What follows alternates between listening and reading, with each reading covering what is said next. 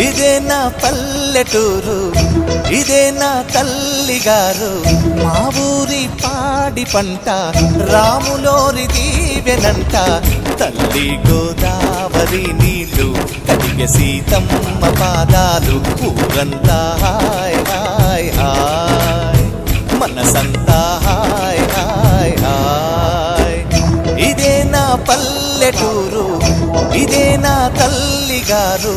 మా ఊరి పాడి పంట రాములోరి దీవెనంట.